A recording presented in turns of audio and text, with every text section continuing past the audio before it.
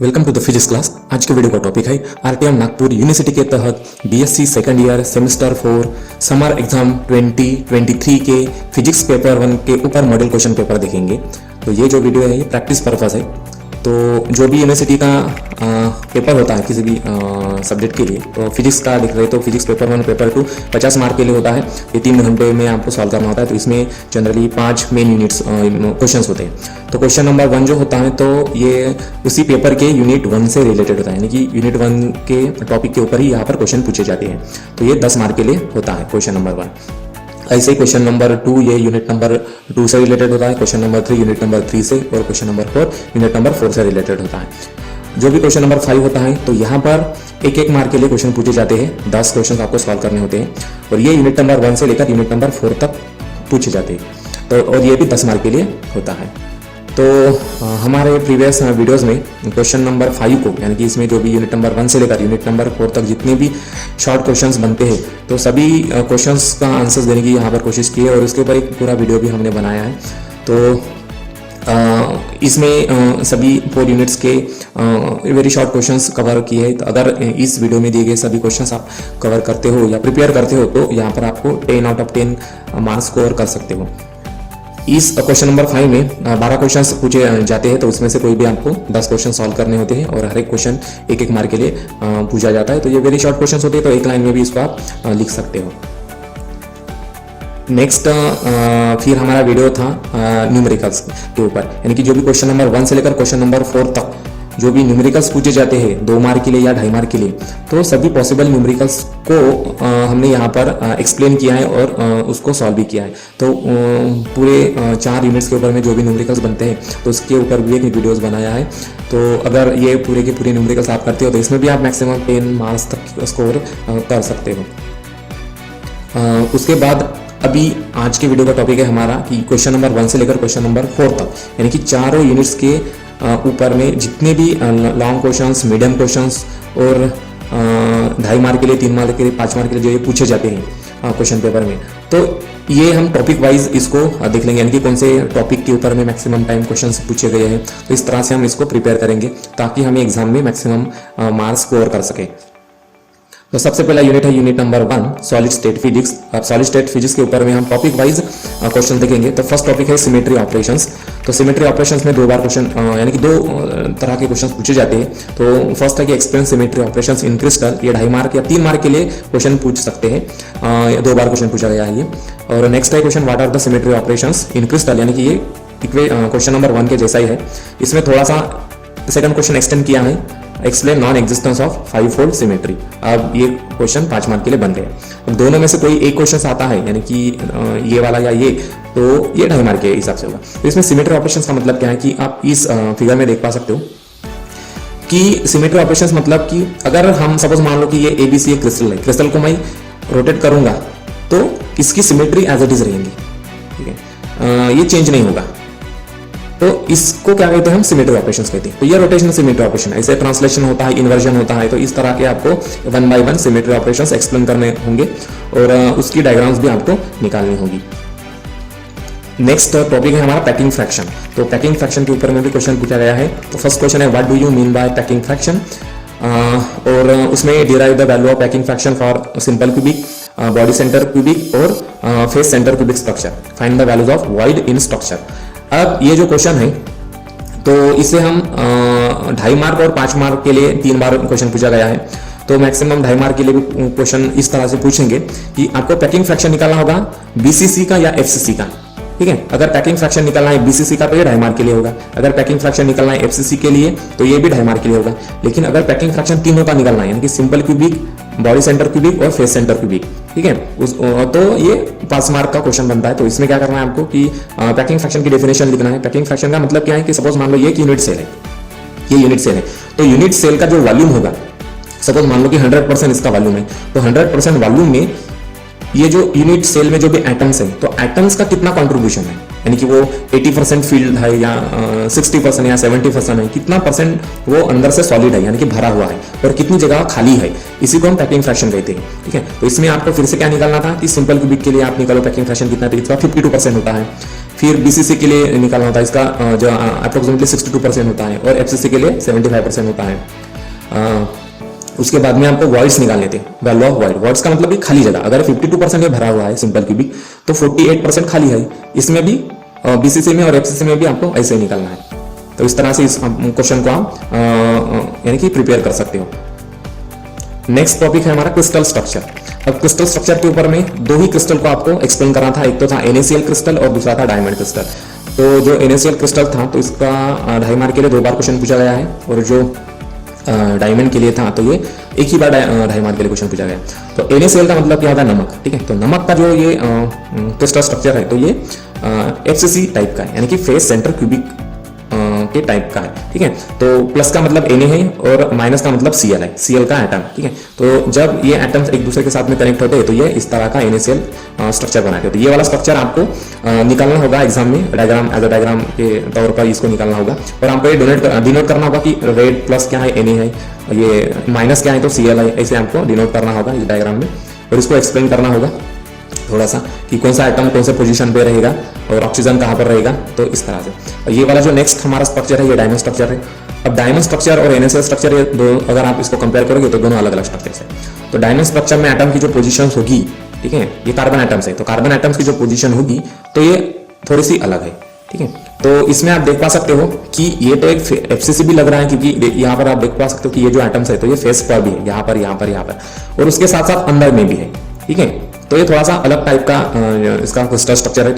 तो ये जो भी एटम्स है इनके पोजीशंस क्या है, यानी कि XYZ कोऑर्डिनेट्स क्या है, तो ये भी आपको थोड़ा सा लिखना पड़ेगा 2.5 मार्क के हिसाब से, और ये वाले डायग्राम निकालना पड़ेगा। अब इसमें आप देख पा सकते हो कि इसमें 4 ऑक्टाहेड्रा है, ये देख सकते हो। ऑक्टाहेड्रा मतलब ये जो 1 2 3 4 ये 4 एटम्स मिलाकर एक ज्योमेट्री बनाते हैं, तो ऐसे 4 ऑक्टाहेड्रा है अंदर ही, ठीक है। तो इस तरह से आप इसको थोड़ा सा डिटेल में अच्छे से एक्सप्लेन कर सकते हो। नेक्स्ट हमारा टॉपिक है मिलर इंडाइसेस। अब मिलर इंडाइसेस के ऊपर में 2.5 से 3 मार्क के लिए 3 बार क्वेश्चन पूछा गया है। अगर 2.5 मार्क के लिए क्वेश्चन पूछता है तो इसमें क्या पूछेगा कि explain the procedure to find the Miller indices of a crystal plane, ठीक है। तो ये 2.5 मार्क के लिए होगा। लेकिन अगर इसमें डेफिनेशन भी ऐड की जाएंगी, यानी कि व्हाट इज मिलर इंडाइसेस, तो ये 3 मार्क के लिए क्वेश्चन होगा, ठीक है। तो मिलर इंडाइसेस का मतलब क्या है, इस डायग्राम में आप देख पा सकते हो कि मिलर इंडाइसेस का मतलब यहाँ पर देख सकते हो कि ये है लैटिस प्लेन्स, ये प्लेन्स है, ये देखिए अलग अलग कलर से हमने यहाँ पर डिनोट किया है। तो मिलर इंडाइसेस क्या बताता है, ये एक यहाँ पर देख पा सकते हैं एक नंबर का सेट है या सिस्टम है, और ये नंबर्स क्या बताते हैं हमें, प्लेन्स, ये जो लैटिस प्लेन्स है इनका ओरिएंटेशन बताते हैं, और जो आपका क्रिस्टल है तो इस क्रिस्टल की डायरेक्शन क्या होगी, तो ये हमें इस मिलर इंडाइसेस से पता चलता है। जैसे कि यहाँ पर हम फॉर एग्जांपल देखते हैं कि 001 का मतलब क्या है कि Z एक्सिस पर जो आपका लैटिस प्लेन है तो ये Z एक्सिस पर इंटरसेक्ट कर रहा है, यानी कि यहाँ पर कट कर रहा है, और बाकी XYZ के ऊपर में इंटरसेक्ट नहीं कर रहा है, यानी कि 0 इंटरसेक्ट है, ठीक है। तो इसका जो प्लेन होगा ये 001 का प्लेन कैसे होगा, ये इस तरह का होगा, बाकी अदर प्लेन्स भी इसी तरह से होंगे। तो इसकी जो प्रोसीजर होंगी, procedure to find the Miller indices की, तो सबसे पहले क्या होता है कि इंटरजर्स, यानी कि इंटरजर्स का मतलब क्या है कि जो भी प्लेन्स है तो XYZ एक्सिस पर कहां पर कट कर रहा है या कहां पर टच कर रहा है। तो फॉर एग्जांपल हम लेते हैं 1 2 1, एक रैंडम एग्जांपल है या कोई भी आप एग्जांपल ले सकते हो। 1 1 0 का, यानी कि X एक्सिस पर 1 यहां पर टच कर रहा है X एक्सिस के, ठीक है, 1 पर, फिर Y एक्सिस पर भी ये टच कर रहा है 1 नंबर पर, और Z एक्सिस पर 0 पर, यानी कि Z एक्सिस पर टच नहीं कर रहा है। तो इसका प्लेन कैसे होगा, ये इस तरह का होगा, यानी कि XY प्लेन में होगा। 1 1 0 लैटिस प्लेन जो है, ठीक है, तो ये XY प्लेन पर होगा। तो इसके इंटरसेक्ट लिख देंगे, जैसे कि हमने एक दूसरा प्लेन लिया है 1 2 1, यानी कि ये X एक्सिस पर 1 पर टच कर रहा है, 2 Y एक्सिस पर 2 पर, और Z एक्सिस पर 1 पर फिर से। तो हमने इंटरसेक्ट लिख लिए 1 2 1। तो इसकी प्रोसीजर भी ऐसे लिख सकते हो, first write down the intersects of the lattice plane, उसके बाद में क्या होगा, take a reciprocal of the intersects, यानी कि 1/2 1/1 1/2 और 1/1, यानी कि इसका क्या करेंगे, रेसिप्रोकल लेंगे। थर्ड क्या होगा कि मल्टीप्लाई कर देंगे एलसीएम से इस रेसिप्रोकल को। एलसीएम का मतलब क्या है कि जो भी डिनोमिनेटर में दिख रहे हैं आपको, तो इसको मल्टीप्लाई कर देंगे 1 × 2 × 1, कितना होगा 2, तो 2 आ गया एलसीएम। तो एलसीएम को अब इस रेसिप्रोकल्स के साथ में मल्टीप्लाई कर देंगे, तो ठीक है, तो हमें मिलेगा 2/1 2/2 और 2/1। उसके बाद में क्या करना है, लास्ट प्रोसीजर है हमारी कि जो मिलर इंडाइसेस हमें मिल जाएंगे, इसको सॉल्व करेंगे बाद। 2/1 का मतलब 2, 2/2 का मतलब 1 और 2/1 का मतलब 2। तो इसका मतलब क्या है, मिलर इंडाइसेस को हम नए तरीके से भी डिफाइन कर सकते हैं। तो मिलर इंडाइसेस का मतलब क्या होगा, it is a reciprocal of the intercepts, it is a reciprocal of the intercepts made by crystal lattice at XYZ axes. इस तरह से भी आप इसको डिफाइन कर सकते हो। नेक्स्ट यूनिट है यूनिट 2 एक्सरेज। अब एक्सरेज के ऊपर में हम टॉपिक वाइज मीडियम और लॉन्ग क्वेश्चंस को देखेंगे, इसमें डिस्कस करेंगे। तो सबसे पहले रेसिप्रोकल लैटिस में दो बार क्वेश्चन पूछे गए, दो तरह के क्वेश्चन पूछे गए। तो फर्स्ट तरह एक टाइप का क्वेश्चन है explain the significance of the reciprocal lattice. एक ही बार ढाई मार्क के लिए क्वेश्चन पूछा गया है। और दूसरा क्वेश्चन है कि रेसिप्रोकल लैटिस डिफाइन कीजिए और इसका कंस्ट्रक्शन बताइए। ये ढाई मार्क के लिए दो बार क्वेश्चन पूछा गया है। तो इसका कंस्ट्रक्शन कैसा होता है, तो इसको आप इसे भी आपको लिखना पड़ेगा, स्टेप वाइज लिखना पड़ेगा। तो इस डायग्राम के थ्रू आप इसको लिख सकते हो, जैसे कि यहाँ पर देख पा सकते हो कि ये वाला ओरिजिन है, 0 0 ओरिजिन है। अब यहाँ से हम क्या करेंगे कि यहाँ पर आप देख पाएंगे कि ये जो है ये प्लेन्स है, ये प्लेन्स है, अलग अलग प्लेन्स है। ये ब्लू कलर के या फिर येलो कलर के, ये अलग अलग प्लेन्स है। ठीक है, ये देखो ये वाले प्लेन्स है। तो इन प्लेन्स का जो भी डिस्टेंस है, ये वाला इंटरप्लेनर डिस्टेंस, ठीक है, तो इसका हम रेसिप्रोकल लेंगे और वो डिस्टेंस हम यहां से ड्रॉ करेंगे। ठीक है, और ड्रॉ करने के बाद में हमें जो भी लाइंस मिलेंगे, तो हर एक लाइन हर एक प्लेन को रिप्रेजेंट करेंगे, प्लेन का ओरिएंटेशन, लैटिस प्लेन का ओरिएंटेशन बताएंगे। ठीक है, और इसी तरह से हम पूरा का पूरा लैटिस रेसिप्रोकल लैटिस इसको कंस्ट्रक्ट कर सकते हैं। ठीक है, तो रेसिप्रोकल लैटिस का मतलब क्या है, सिग्निफिकेंस क्या है। एक्चुअली रेसिप्रोकल लैटिस जो होते हैं ये डायरेक्ट लैटिस से ही रिलेटेड होते हैं, यानी कि डायरेक्ट लैटिस का रेसिप्रोकल ही इस तरह का ही होता है। यानी कि जैसे फॉर एग्जांपल लेते हैं सिंपल क्यूबिक जो होता है, सिंपल क्यूबिक का अगर डायरेक्ट लैटिस है तो उसका रेसिप्रोकल लैटिस ही सिंपल क्यूबिक आता है। अगर बीसीसी क्या है, सपोज मान लो ये डायरेक्ट लैटिस है, तो डायरेक्ट लैटिस बीसीसी का रेसिप्रोकल क्या आता है, एफसीसी, और एफसीसी का क्या आता है रेसिप्रोकल, बीसीसी। ठीक है, तो अब ये रेसिप्रोकल लैटिस जो है तो किसी भी क्रिस्टल की जो भी स्ट्रक्चर होगा, बैंड स्ट्रक्चर होगा या इलेक्ट्रॉन डेंसिटी होगी या फिर जो भी एक्सरे डिफ्रैक्शन होगा, तो ये स्टडी करने के लिए रेसिप्रोकल लैटिस का यूज होता है। ठीक है, तो इस तरह से आप इसको एक्सप्लेन कर सकते हो। नेक्स्ट है हमारा ब्रैग्स डिफ्रैक्शन। ब्रैग्स डिफ्रैक्शन में क्या होगा कि क्वेश्चन पूछा गया है कि state and prove Bragg's condition for x-ray diffraction. ढाई मार्क के लिए दो बार क्वेश्चन पूछा गया। और सेकंड क्वेश्चन है obtain Bragg's diffraction condition for reciprocal lattice. ठीक है, तो लगभग दोनों एक ही है, दोनों क्वेश्चन एक ही है। ठीक है, लेकिन किस तरह से क्वेश्चन पूछा जाता है ताकि आप कंफ्यूजन ना हो, इसे बताने के लिए ये दिए गए क्वेश्चन। ठीक है, तो जो ब्रैग्स कंडीशन है 2d n lambda equal to 2d sin theta, तो n lambda equal to 2d sin theta की जो ब्रैग्स कंडीशन है तो इसे आपको प्रूव करना होगा। सबसे पहले तो इसकी स्टेटमेंट लिखना होगा ब्रैग्स कंडीशन की और इसको प्रूव करना होगा। तो ये वाला स्ट्रक्चर निकालना होगा, ये एटम्स का स्ट्रक्चर निकालना होगा और ये वाली डायग्राम आपको वहां पर निकालनी होगी और इसको प्रूव करना होगा। नेक्स्ट है topic Bragg's spectrometer. Bragg's spectrometer के ऊपर में भी दो तरह के क्वेश्चन पूछे गए। एक टाइप का क्वेश्चन है कि explain the construction and working of Bragg's spectrometer और explain its use for the determination of wavelength of x ray. ये ढाई मार्क के लिए या फिर 5 मार्क के लिए 3 बार क्वेश्चन पूछा गया। तो ढाई मार्क के लिए क्वेश्चन कैसा होगा, ढाई मार्क के लिए क्वेश्चन दोनों में से कोई है, यानी कि explain the construction and working of Bragg's spectrometer, ये ढाई मार्क का हिसाब का क्वेश्चन है। और दूसरा होगा कि explain its uses for the determination of wavelength of x ray, ये भी ढाई मार्क के लिए क्वेश्चन है, यानी कि ढाई मिलाकर 5 मार्क। इस तरह का ये 5 मार्क का क्वेश्चन बनता है। और सेकंड क्वेश्चन है आपका determination of crystal structure bye Bragg's method, ये भी ढाई मार्क के लिए 2 बार क्वेश्चन पूछा गया। तो ब्रैग्स स्पेक्ट्रोमीटर क्या होता है कि ब्रैग्स स्पेक्ट्रोमीटर इस तरह का एक इंस्ट्रूमेंट है जिसमें हम किसी भी क्रिस्टल की स्टडी कर सकते हैं, यानी कि क्रिस्टल स्ट्रक्चर का पैटर्न कैसा होगा, उसके बैंड जो भी बैंड स्ट्रक्चर कैसा होगा या इलेक्ट्रॉन डेंसिटी कैसी होगी, ठीक है, किस तरह का क्रिस्टल स्ट्रक्चर है, तो ये सारी चीजें हम यहाँ से समझ सकते हैं। अब यहाँ पर आप देख पा सकते हो कि ये गोगोनियोमीटर है, ठीक है, और इसको अटैच एक डिटेक्टर है। डिटेक्टर क्या करेगा कि इंटेंसिटी को एब्जॉर्ब करेगा या इसको रीड करेगा। अब मान लो कि यहाँ पर हमने पाउडर रखा, किसी भी क्रिस्टल का पाउडर बनाया और इसे हमने एक कवेट में यहाँ पर रख दिया। इसके ऊपर में x-ray monochromatic beam of x-ray incident हो रहा है, तो ये इस एक्सरे क्या होंगे, ब्रैग्स, इनका डिफ्रैक्शन होगा अकॉर्डिंग टू ब्रैग्स लॉ। जब भी इनका डिफ्रैक्शन होगा, डिफ्रैक्शन मतलब इसका मतलब कि ये जो एक्सरेस होंगे तो लैटिस प्लेन से रिफ्लेक्ट होंगे, ठीक है। तो रिफ्लेक्ट होने के बाद में ये डिटेक्टर इसको डिटेक्ट करेगा और आपको एक रीडिंग मिलेगी। ये आप देख पा सकते हो, ये पिक इसमें ग्राफ दिख रहा है, इंटेंसिटी वर्सेस 2 थीटा। 2 थीटा का मतलब ये एंगल होगा, एंगल बिटवीन ये क्रिस्टल और आपका मोनोक्रोमेटिक एक्सरे, ये जो 2 थीटा एंगल होता है, ठीक है। तो 2 थीटा और इंटेंसिटी के फॉर्म में आपको ये इंटेंसिटी मिलेगी और ये जो ग्राफ है, इस ग्राफ से हम पता करवा सकते हैं कि कोई भी क्रिस्टल स्ट्रक्चर या कोई भी मटेरियल हो तो वो किस तरह का मटेरियल है या कौन सा मटेरियल है या अननोन मटेरियल भी हम आइडेंटिफाई कर सकते हैं by using this Bragg's spectrometer. तो इसका आपको कंस्ट्रक्शन बताना होगा और वेवलेंथ कैसे हम डिटरमाइन कर सकते हैं एक्सरे की, अगर हमें मटेरियल पता है तो, या फिर अगर हमें वेवलेंथ पता है तो क्रिस्टल किस तरह का क्रिस्टल है, तो ये कैसे पता करवा सकते हैं, तो ये हमको थोड़ा सा एक्सप्लेन करना पड़ेगा और ये वाली डायग्राम आपको निकालना पड़ेगा। ये जो डायग्राम दिख रही है ये आपको डायग्राम निकालना पड़ेगा। नेक्स्ट टॉपिक है लवे डिफ्रैक्शन। अब लवे डिफ्रैक्शन क्या है, जैसे कि हमने ब्रैग्स डिफ्रैक्शन देखा था, ब्रैग्स लॉ ऑफ डिफ्रैक्शन, उसी तरह का लवे डिफ्रैक्शन है।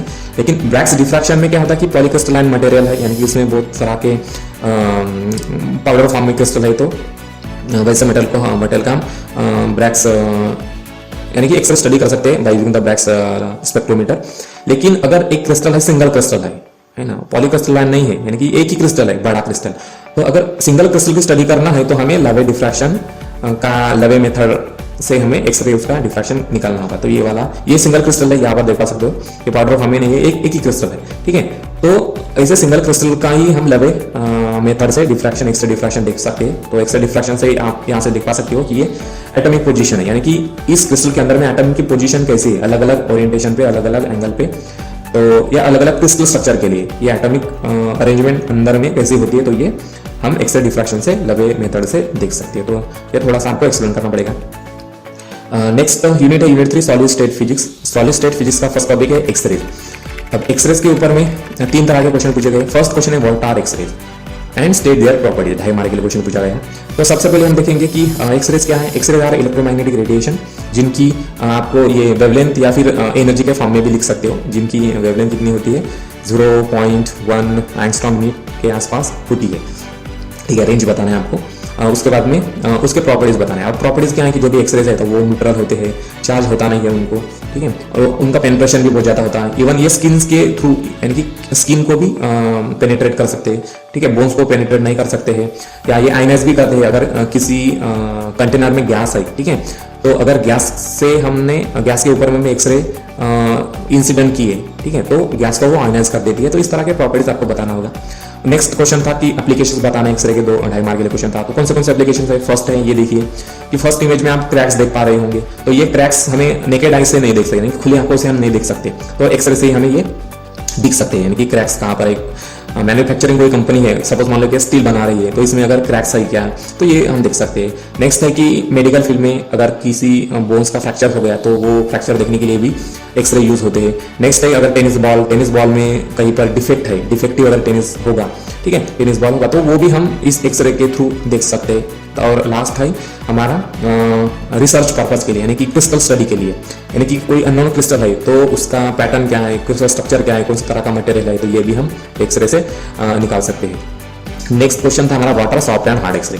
अब सॉफ्ट और हार्ड एक्सरे का मतलब क्या। सॉफ्ट एक्सरे का मतलब जिनकी एनर्जी कम है या जिनका पेनिट्रेशन कम है, उसको सॉफ्ट एक्सरे कहेंगे। और हार्ड एक्सरे का मतलब जिनकी एनर्जी ज्यादा है या जिनका पेनिट्रेशन ज्यादा है, उसको हम हार्ड एक्सरे कहेंगे।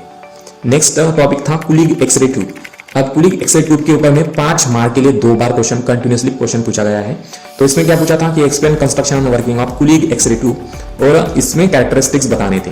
कैरेक्टरिस्टिक्स का मतलब कि जो कुलिग की एक्सरे ट्यूब है तो उसमें क्या क्या खासियत है, उसकी इंपॉर्टेंस क्या है, ठीक है, उसकी खूबी क्या है, तो ये आपको थोड़ा सा एक्सप्लेन करना था। तो कंस्ट्रक्शन और वर्किंग में आपको ये 3 मार्क का क्वेश्चन था, और जो कैरेक्टरिस्टिक्स है तो ये 2 मार्क का क्वेश्चन है। तो इसमें कोई भी 4 कैरेक्टरिस्टिक्स बताने हैं, और कंस्ट्रक्शन और वर्किंग में आपको थोड़ा सा लिखना होगा कि क्या कंस्ट्रक्शन होता है। जैसे कि ये कुलिग ट्यूब में क्या होता है कि एक ग्लास ट्यूब होता है, आप इस पिक्चर में देख पा सकते हो कि एक ग्लास ट्यूब होता है, एक एंड में एनोड होता है, एनोड जिसे हम टारगेट भी कहते हैं, तो ये जनरली की टंगस्टन मेटल का बना हुआ होता है, ठीक है, और इसके पीछे कूलिंग फिन्स होते हैं। कूलिंग फिन्स क्योंकि ये जो एनोड जो होगा ये जब गर्म होगा तो उसको ठंडा करने के लिए कूलिंग फिन्स होते हैं या कूलिंग सिस्टम होता है, और उसके ठीक अपोजिट होता है कैथोड, ठीक है। कैथोड भी टंगस्टन वायर का ही बना हुआ आता है, टंगस्टन फिलामेंट का बना हुआ आता है, जो कि हम बल्ब में यूज करते हैं हमारे घर में। और ये जो फिलामेंट है ये बैटरी के नेगेटिव एंड को कनेक्टेड है, और एनोड बैटरी के पॉजिटिव एंड को कनेक्टेड है। और ये जो ग्लास ट्यूब है इसके अंदर में वैक्यूम भरा हुआ है। वैक्यूम का मतलब क्या होगा कि उसमें जितनी भी एयर थी, मॉइस्चर था, वो सब हमने वैक्यूम पंप से निकाल दिया, तो यहाँ पर अब खाली जगह है, ठीक है, कुछ भी पार्टिकल होंगे नहीं। तो जब हम हाई टेंशन सप्लाई करेंगे, हाई टेंशन का मतलब किलो वोल्ट, इतना ज्यादा पावर सप्लाई होता है एक्सरे ट्यूब को चलाने के लिए। जब हाई टेंशन सप्लाई हम एक्सरे ट्यूब को देते हैं तो क्या होगा कि ये जो फिलामेंट है ये तो हीटेड होगा, यानी कि गर्म होगा, और यहाँ से इलेक्ट्रॉन्स निकलेंगे। तो जब भी हाई एनर्जेटिक इलेक्ट्रॉन्स निकलेंगे और ये सामने की एनोड की तरफ जाएंगे, तो एनोड से क्या होगा, एक्सरेज बाहर निकल के आएंगे। तो जब भी इलेक्ट्रॉन्स कंटिन्यूअसली स्ट्राइक करेंगे इस एनोड के ऊपर में या टारगेट के ऊपर में, तो ये टारगेट गर्म होगा। तो अगर ये गर्म होगा तो ये यहाँ पर ही मेल्ट हो जाएगा और आपकी पूरी की पूरी एक्सरे ट्यूब खराब हो जाएगी।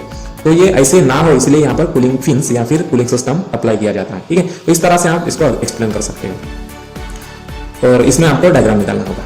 नेक्स्ट टॉपिक है हमारा एक्सरे स्पेक्ट्रा। तो इसके ऊपर में क्वेश्चन है कि explain characteristics of x-ray spectra and draw energy level diagram. ये 3 मार्क के लिए एक बार क्वेश्चन पूछा गया था। और नेक्स्ट क्वेश्चन था कि what are x-rays, explain the main feature of continuous x-ray spectrum and distinguish between continuous and characteristics x-ray spectra of element. ये 5 मार्क के लिए क्वेश्चन है, एक बार ही क्वेश्चन पूछे गए हैं। तो इसको हम इस तरह से समझेंगे कि कैरेक्टरिस्टिक्स एक्सरे स्पेक्ट्रा क्या है और एनर्जी लेवल डायग्राम क्या है। तो एनर्जी लेवल डायग्राम ये तो एटम के फॉर्म में एनर्जी लेवल डायग्राम है, एक ही सिंगल एटम के लिए है। ठीक है, तो इसमें क्या होता है कि सबसे पहले हम देखेंगे कैरेक्टरिस्टिक्स एक्सरे कैसे होता है। तो कैरेक्टरिस्टिक्स एक्सरे का मतलब क्या है कि यहाँ पर आप देख पा सकते हो, ये ग्राफ है इंटेंसिटी वर्सेस एनर्जी का।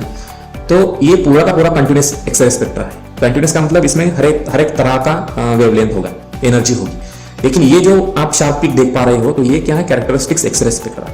तो ये पिक क्या बताते हैं कि यहाँ पर पर्टिकुलर टाइप की एनर्जी होगी या पर्टिकुलर टाइप की वेवलेंथ होगी। ठीक है, तो अब ये जो कैरेक्टरिस्टिक स्पेक्ट्रा होता है ये कैसे निकलता है। तो जब भी इलेक्ट्रॉन, हाई एनर्जेटिक इलेक्ट्रॉन किसी भी एटम के अंदर तक चले आते हैं, तो ये एक इलेक्ट्रॉन को नॉकआउट करते हैं, यानी कि यहां से इलेक्ट्रॉन को बाहर भेज देते हैं। जब भी इस लेयर से यानी कि इनर मोस्ट ऑर्बिट से इलेक्ट्रॉन बाहर निकल के जाएगा, तो ये जो आउटर मोस्ट इलेक्ट्रॉन होगा तो ये अंदर जंप करेगा। बाहर से ये आउटर मोस्ट में है तो ये अंदर की शेल में जंप करेगा। जैसे जंप करेगा तो ये जो एनर्जी डिफरेंस यहाँ पर आएगा, तो उतना एनर्जी डिफरेंस का रेडिएशन बाहर निकल के आएगा, उसी को हम एक्सरे कहते हैं। तो यही कैरेक्टरिस्टिक्स एक्सरे है। और कंटिन्यूअस एक्सरे का मतलब क्या है, ये वाला आप देख पा सकते हो, ये डोम जैसे दिख रहा है पूरा का पूरा रीजन, ये कंटिन्यूअस एक्सरे स्पेक्ट्रा। तो कंटिन्यूअस एक्सरे स्पेक्ट्रा में क्या होता है, उसी तरह से इलेक्ट्रॉन आता है। लेकिन ये जो हाई एनर्जेटिक इलेक्ट्रॉन है, ये जब एटम के अंदर में एंटर करता है, तो किसी भी इलेक्ट्रॉन को नॉकआउट किए बिना इसकी स्पीड अपने आप कम हो जाती है, because of the electrostatic force of atom. तो जब भी इसकी जो मोशन है या स्पीड है जब भी कम हो जाती है, तो ये स्लो डाउन होगा। तो जब भी स्लो डाउन होगा तो इसकी जो एनर्जी होगी ये इमिट आउट होगी, बाहर निकल के आएगी। उसी को हम क्या कहते हैं, कंटिन्यूअस स्पेक्ट्रा कहते हैं। ठीक है, तो इसमें डिस्टिंग्विश करना है कंटिन्यूअस स्पेक्ट्रा और कैरेक्टरिस्टिक स्पेक्ट्रा में। ठीक है, तो ये जो भी कंटिन्यूअस स्पेक्ट्रा है, तो ये जनरली वोल्टेज डिपेंडेंट, यानी कि जैसे जैसे वोल्टेज बढ़ाएंगे वैसे वैसे हमें ये इंटेंसिटी इसकी बढ़ेगी। ठीक है, लेकिन ये जो कैरेक्टरिस्टिक स्पेक्ट्रा है, तो ये पोटेंशियल इंडिपेंडेंट होता है। ठीक है, पोटेंशियल का इसमें कोई लेना देना होता नहीं, सिर्फ ये टारगेट डिपेंडेंट होते हैं, यानी कि किस तरह का टारगेट या एनोड आप यूज करते हो। यानी कि टंगस्टन का यूज करोगे तो ये पिक्स अलग दिखेंगे, इसकी इंटेंसिटी अलग होगी, यानी कि ये अलग पोजीशन पर होंगे। या इसमें कॉपर टारगेट यूज करते हो तो ये पिक्स की पोजीशन और इंटेंसिटी शिफ्ट हो जाएगी या चेंज हो जाएगी। ठीक है, तो इस तरह से आप इसको एक्सप्लेन कर सकते हो और ये वाली डायग्राम आप निकाल सकते हो। नेक्स्ट है मोसले लॉ।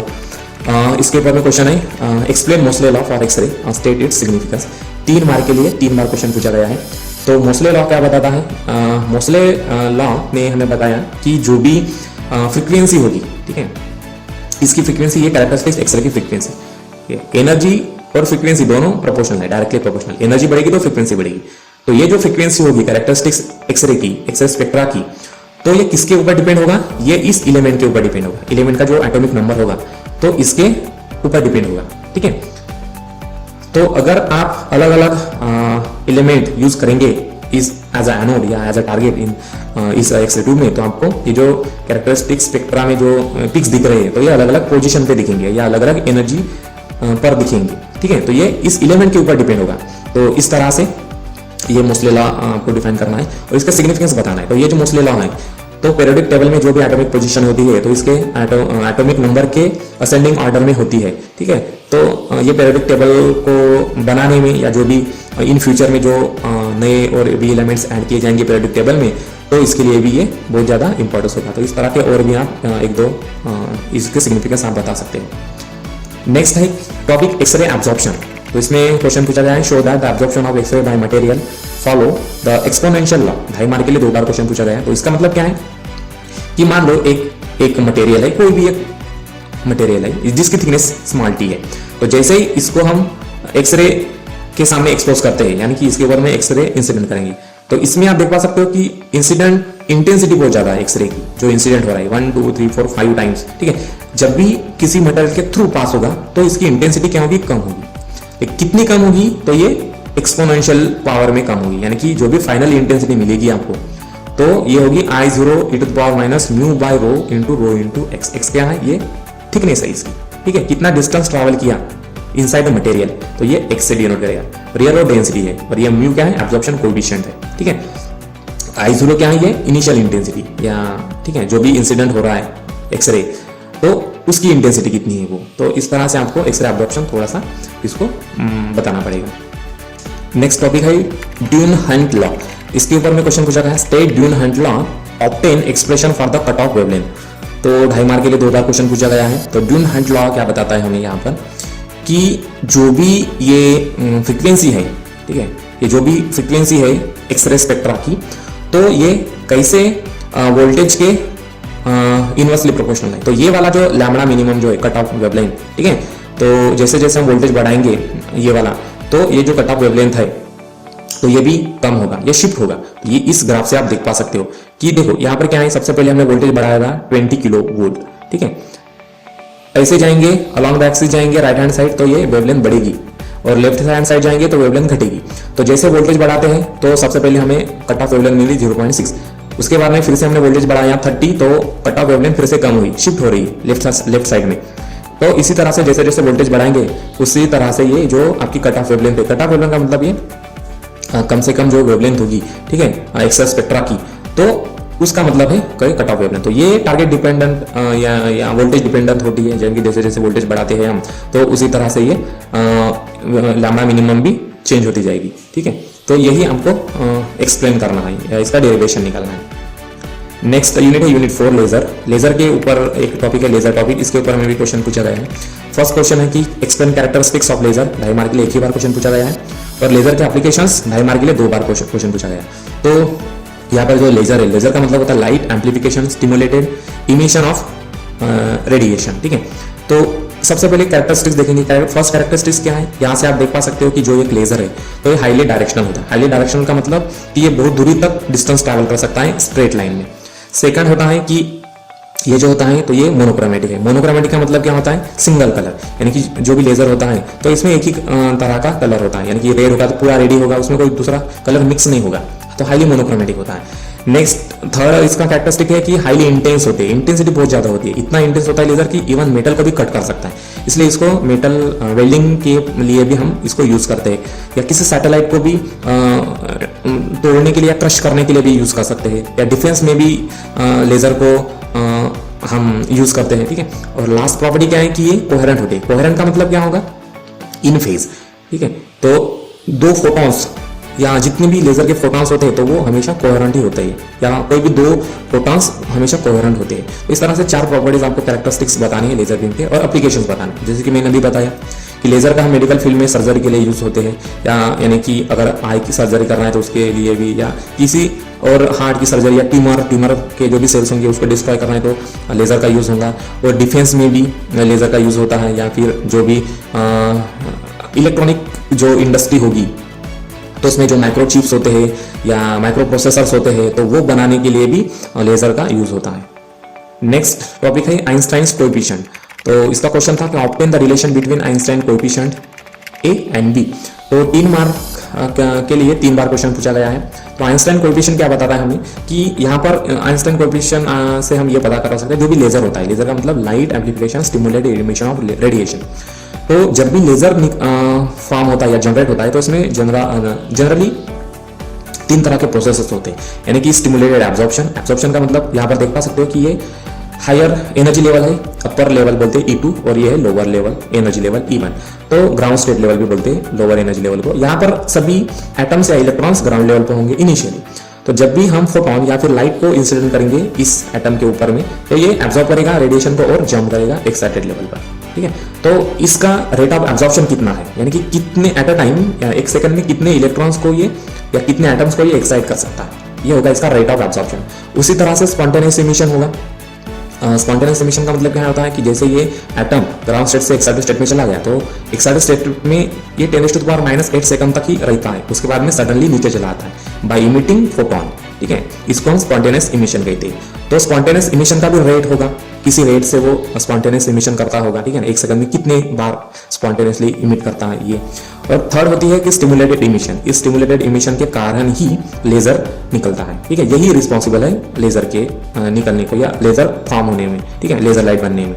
तो स्टिमुलेटेड इमिशन क्या है कि यहाँ से देख सकते हो कि सबसे पहले एटम ग्राउंड स्टेट में था, एब्जॉर्ब किया फोटोन को और एक्साइटेड स्टेट में चला गया।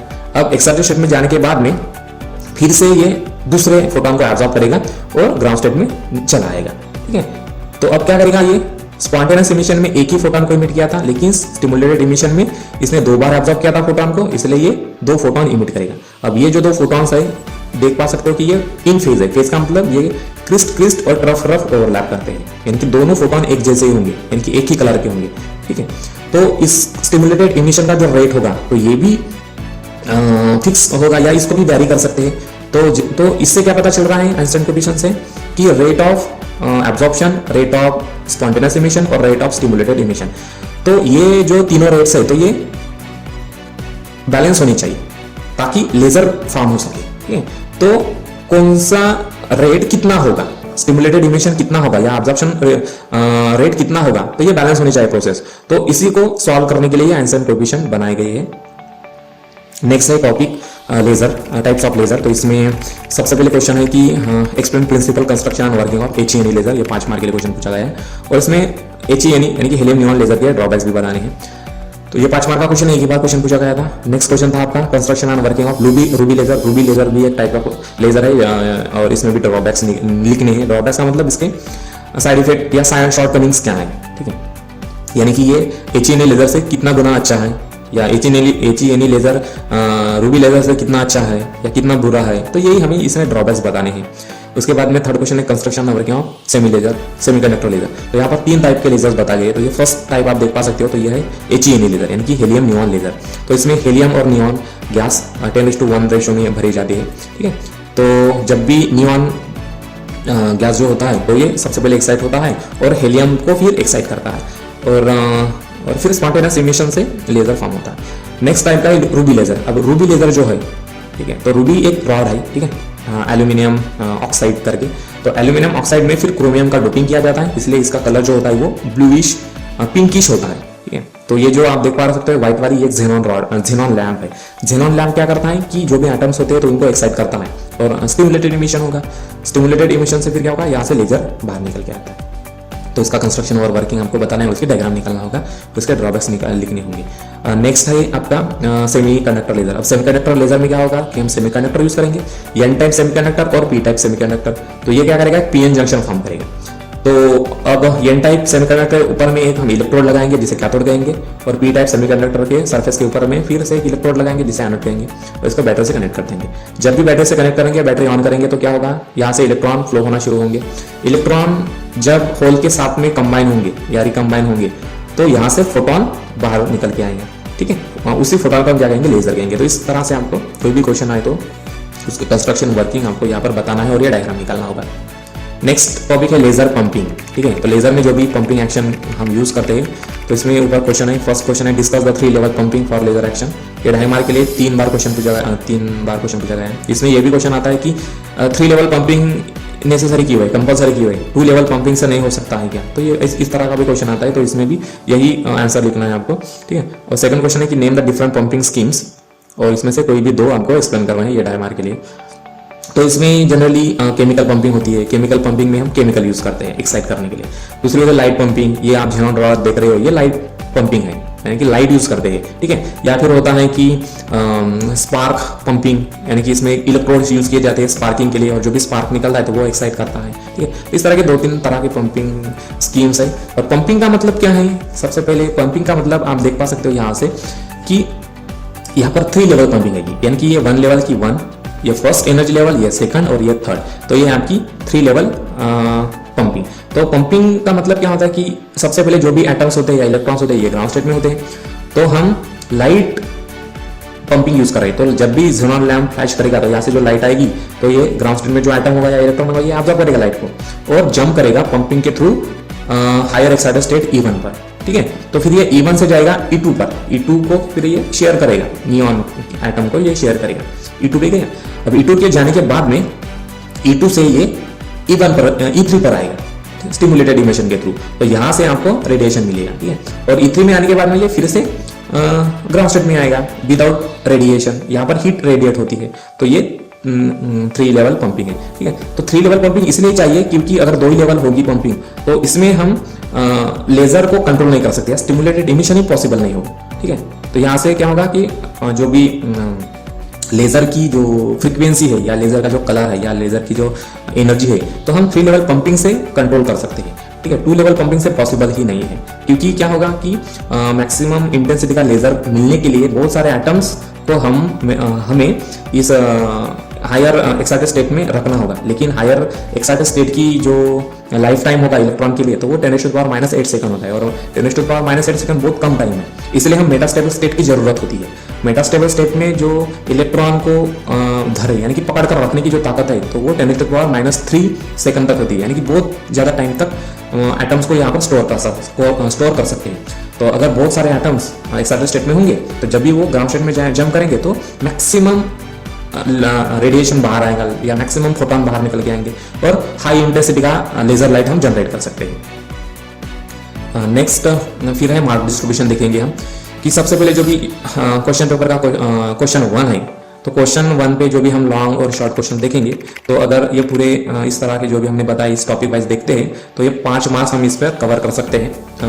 और जो भी न्यूमेरिकल्स का वीडियो हमने प्रीवियस जो भी हमने अपलोड किया है तो पूरे के पूरे न्यूमेरिकल्स आप करते हो तो इसमें क्वेश्चन नंबर 1 पर एक ही न्यूमेरिकल आता है तो एक न्यूमेरिकल को अगर हम अच्छे से लिख लेंगे तो 2.5 मार्क इसमें कवर होगा। तो दोनों मार्क को हम इसका ऐड करते हैं तो 7.5 मार्क हम कवर कर सकते हैं क्वेश्चन नंबर 1 के ऊपर में। फिर क्वेश्चन नंबर 2 के ऊपर में भी फिर से लॉन्ग और शॉर्ट क्वेश्चन 2 क्वेश्चन अगर 2.5 मार्क के 2 क्वेश्चन सॉल्व करेंगे या फिर 5 मार्क का एक क्वेश्चन सॉल्व करेंगे तो 5 मार्क यहाँ पर और न्यूमेरिकल में 2.5 मार्क इस तरह से 7.5 मार्क क्वेश्चन नंबर 2 पर, क्वेश्चन नंबर 3 पर भी 7.5 मार्क और क्वेश्चन नंबर 4 पर भी 7.5 मार्क हम ऐसे कवर कर सकते हैं। और जो हमारा क्वेश्चन नंबर 5 है तो इसमें वेरी शॉर्ट क्वेश्चंस लिखने हैं 10 मार्क के लिए, तो इसके ऊपर में भी हमने वीडियो बनाया है। तो पूरा का पूरा वीडियो में जितने बताए गए क्वेश्चंस आप प्रिपेयर करते हो तो 10 आउट ऑफ 10 यहाँ पर मैक्सिमम स्कोर कर सकते हैं।